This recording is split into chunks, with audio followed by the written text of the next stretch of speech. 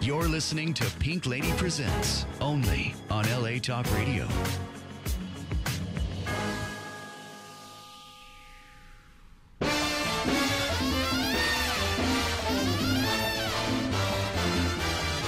I'm gonna live till I die. I'm gonna laugh instead of cry. I'm gonna take the town and turn it upside down. I'm gonna live until I die. We are back, and we are back with a big, gigantic, fire-cracking back. Because we are back with an absolutely... Can you say that again? Yeah, no, I really can't. I'm afraid if I say it again, forget it. But I have to tell you, when I look at this young lady here, I think of music, music, music. And the man that I think of is Lawrence Welk. Because sitting beside me is Mary Lou Metzgher, who definitely starred in Lawrence Welk's music, what was 17 years? Oh my gosh, I came out in 1970, and it was the Mother's Day show of 1970 that was my very first show. Okay, let's back it all up. First of all, you started singing at age 8. Where was that, and how that was back in my hometown in Philadelphia, Pennsylvania. Okay. Because when I was a little girl, on Saturday mornings you went to dancing school or you went to the roller skating rink. And I went to dancing school, and my teacher had been in 42nd Street, the movie. Wow, that's and great. Then my other teacher had danced in the Corps de Ballet in New York for Radio City. Two good teachers. And so they had both had a nightclub act when they were younger. And so they got me into singing and dancing and all of that stuff. And I went to the Steel Pier in Atlantic City. There was a show called the Tony Grant Stars of Tomorrow. Ooh. And I was 8 years old. And I sang Take Me Out to the Ball Game, kind of a jazz version of that. I love it. And the thing is, once you start doing things, you hear about other things. Yes, you do. So I did a local theater show, and then I went and did the Playhouse in the Park, The Crucible, with John Barragray and Betty Field, old-time, my mother told wonderful me about them. stuff. I don't remember. Yeah, mine too. And someone's agent came to see them in the show and said, you know, they're looking for a little girl now to go on the road with the Music Man. Who can sing and dance and play the piano, to do Amaryllis, the little girl that falls in love with the boy with the lisp. Right. And so I went to New York and auditioned for that, and I went on the road for 10 months with them.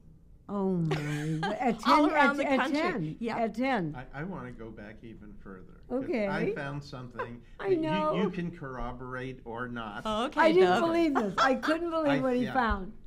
Because this says your mom and dad were Helen and Ernie. Yes. And they went on a date in 1938 Right. at the William Penn Hotel in Pittsburgh, They did. where Lawrence Welk and his orchestra was playing that night. It's true. That was the beginning of champagne music. And then sometime thereafter, you were born. Oh, yeah. The rest of this interview is all about you. Well, it was inevitable that I should end I up would think so. on the Welk Show. Yes. Because the way I actually got on it was I was going to college. I was a music major at Temple University in Philadelphia. And one day they had, there was a show called the All-American College Show. Oh, wait a minute. Was that with Arthur Godfrey? It was. Yes. It was yes. Arthur Godfrey. Yes. Okay. And the Carpenters were on that show. It was where a lot of young talent. Yeah. It was before Star Search and before all of that. It was a college. And so they came to school and held auditions. And they were, I mean, they couldn't have been nicer. They said, you know, we really like you, but we're booked for the next 6 weeks. So what we'd like to do is we'll call you when we start doing another cycle. And I thought, oh, that's the nicest, don't call us, we'll call you I've ever heard.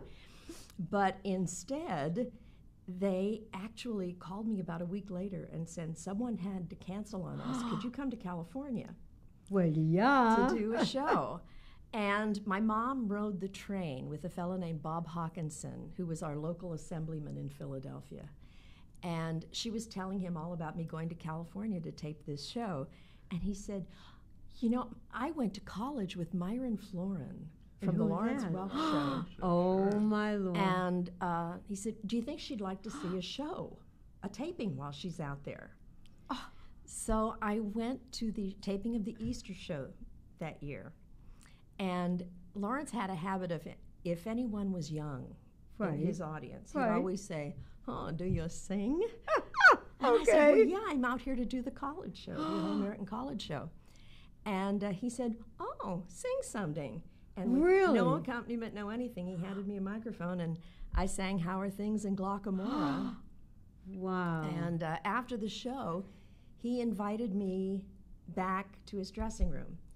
And I thought, oh, boy, I'm going to get an autographed picture to take home to my parents. They're going to die on this one. And instead, I got an invitation to come down to the Palladium that Saturday night. Oh, my goodness. To sing with the band. And what I didn't know at the time was Norma Zimmer had decided to stop traveling with the show. She was just going to do the television show. She was there with him for a while. She came, I think, in 1960. She was the Champagne Lady. She was the Champagne Lady. And so he needed another person, another body, another voice to do a 3-week engagement at Harrah's Club in Lake Tahoe. Oh, my. So I came out. He put me on just in group numbers for a couple of shows while they were finishing the season. Then I went to Tahoe with the group for 3 weeks. And instead of sending me home, because I thought I had a summer job, he kept me on. Oh, my. So that's how that happened. Wow. Well, that ended up being a total of how many years? Oh, my gosh. That was Mother's Day of 1970. And we taped weekly shows through 1982. Oh, wow. And then we still did specials with Lawrence through 85. Okay. And then after that, for 2 years, Lawrence hosted a show called Memories, and what he did was he would rehost. Yes, he would rehost his old shows and talk about them. Well, then in 1987, Public Television decided that they were going to try out a special about Lawrence Welk. And it was one of the biggest fundraising specials they ever had. Really? And as a result, and the OETA was the Oklahoma network. There was the sponsor station. And so they brought the weekly series back to television, on public television. Oh, wow. I said Lawrence would have been thrilled to know he had a home on public television. Oh, couldn't have been more proud. Family values. Yeah, everything. Then you were hosting, was it that show or a subsequent show? Well, for several years, they had different people hosting each week, talking about what they'd done. And after about 6 years of that, they decided that it was getting harder for people to talk about themselves without sounding too braggadocio. There's really no way to say, and then I, and then after that I. So they asked me if I might consider doing interviews of these people that they could then put into the show. And that was the thrill of my life, because these people that I had known for 30 years and thought I knew so well, all of a sudden you're doing interviews and you discover things that you never knew before. Never knew. That, like Charlotte, the cellist, Charlotte Harris, was originally a piano prodigy. Really? I mean, all these amazing stories that were just fabulous. And then now, when you were with Lawrence Welk, was it true? I mean, he was really very, what was the word, conservative? I mean, there was no swear words. I mean, that's what I heard. I mean, it was really like old home. Yeah, it was. I think Lawrence prided himself that he thought like his audience, and he appreciated them. He said, "You want to have a wholesome show. Yes. We want a show that the mothers of America will be proud to sit and watch with their family, with their children and their grandchildren." And he took his audience so seriously, and I can't tell you how much he loved them. Wow. I watched him when we would go on tour. We would sell out places like Madison Square Garden when Lawrence was along. Unreal.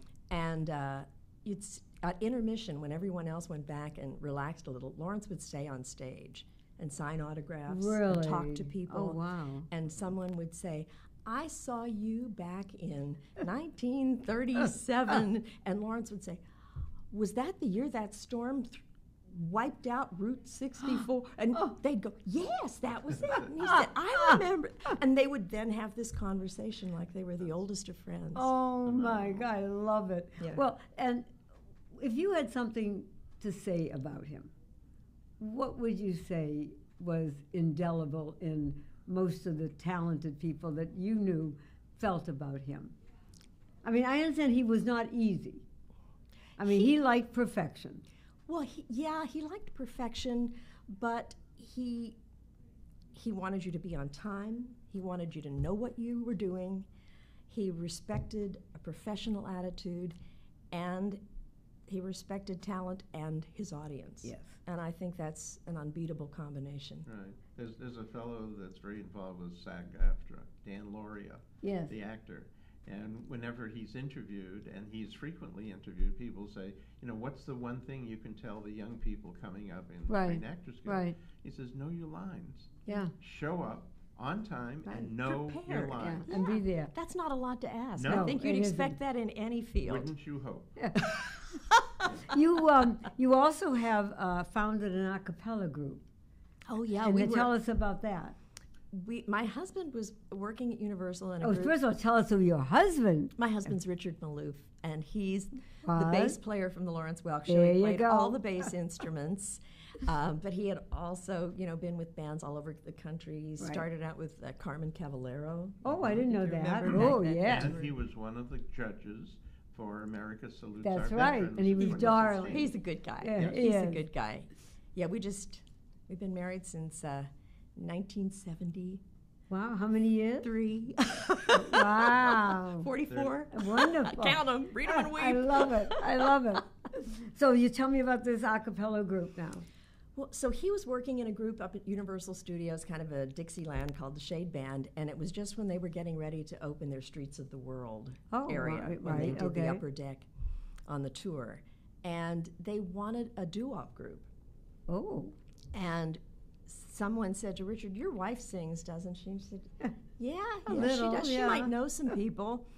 So another girl and I that had worked together, Donna Dyken and I, she said, oh, a really good friend of mine, her husband has been doing Grease and doo-wop stuff, all George Ratliff, and said he'd be perfect for this. And then he had a friend, Mike Norris. So we put together a 4-song medley to audition. Oh, wow. And okay. they said, wow, that's great. What's your catalog? And we said, you just heard it. That's it. We can do it again. So they said, well, this area is not going to be finished for another month. Do you think you could put stuff together? Right. We did. We put about 65 songs together, doo-wop songs, and we were a cappella, 2 girls, 2 guys. We called ourselves Double Date. Cute. And Very cute. 363 days a year, we were doing 5 and 6 shows a day Oh in a my 57 Chevy convertible. Wow. At Universal. Right in front of Mel's Diner there. in that area. is I'm sorry I didn't see it. I would have loved that. Maybe again one time Maybe. or whatever. You never know. You never know. But now in 1990 you did something else which I thought was phenomenal. You got your dates I straight, know. lady. I'm good. I'm good. Yeah, my first love had been theater because that's what I'd grown up with. And we started a theater company. It was an acting class, and Peggy Fury's acting class. And when she passed away, we said, well, we're going to put our money where our mouth is and start a theater company. And we did, called Actors Conservatory Ensemble. We were in Hollywood at the Lex Theater for years, and then we moved up to Tree People. They have a beautiful amphitheater up up on there. the up on Mulholland Coldwater there? and Mulholland. Oh, Cold- Yeah, that's it. Yeah. And so we have done a summer series there. It's actually been 20 years that we've been there, Oh, my but goodness. there were a few Wow. years off along the way because they were building and we didn't have a parking lot for an audience. But so we're having our Sweet 16 this year. But you also did something with that. You also added another wing to it.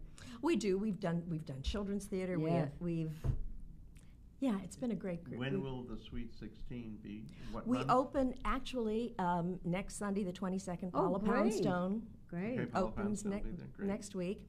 And then the following week, we're doing old-time radio plays. We're doing Casablanca and The Thin Man. Okay. Oh, wow. And Now, that's- just tell us again where this is now. It's if you want to find it online Yeah. to get reservations, go to the treepeople.org and look up for Once Upon a Canyon Night. That's the name of the series. And we have music and plays and staged readings and comedy and family night. Oh, I have to go. That sounds fabulous. It's a lot of fun. Truthfully, I never heard of it. It's a beautiful amphitheater. LA Magazine voted us one of the best outdoor venues in Los Angeles. Wow. So the night we're talking about is July 22? That's when it opens with Paula Poundstone. And how long will that run? She's just there for the night. Okay. Oh, So okay. it's weekends. It's weekends through the weekends. summer. We go through, I think it's August 22nd. So each weekend is No, someone. September 22nd. That's Each right. weekend is someone different. Yes. Oh, I think that's wonderful. People can go to pinkladypresents.com Right. and you'll find all of A the link. directions. We'll link, send them perhaps. to Mary. Yeah, I love that. And also now, aren't you also doing the Mark Taper Amphitheater? Well, that is the Mark Oh, that Taper is it. Amphitheater. Okay, I didn't get that. It is. Okay. Yeah, that's what they. That's what it's sponsored by called. the S. And Steve Martin and Bonnie Raitt have all been part of making that happen. Oh my goodness. Well, I would love to, and I know our audience would love to hear your, besides seeing Beautiful You, to hear you sing a couple of songs for us. So Well, I would love to Yeah. oblige. I'm me forcing the see if I issue, can- right? Got it? I think so. Are you okay with that? Yeah, well, I'll hold it if I can. We got it. Okay. Ready? When you are, CB.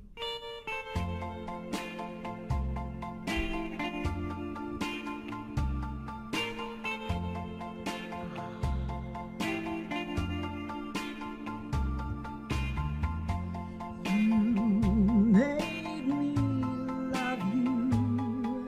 I didn't want to do it. I didn't want to do it. You made me love you. And all the time you knew it. I guess you always knew it.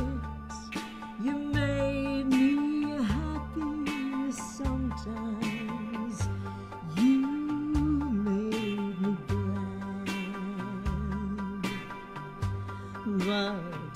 But there were times, dear, who you made me feel so sad. You made me sigh so. I didn't want to tell you. I didn't want to tell you. I want your love. That's true. Yes, I do. Deed, I do. You know I do. I must tell you what I'm feeling. The very mention of your name sends my heart reeling. You know you made me love you.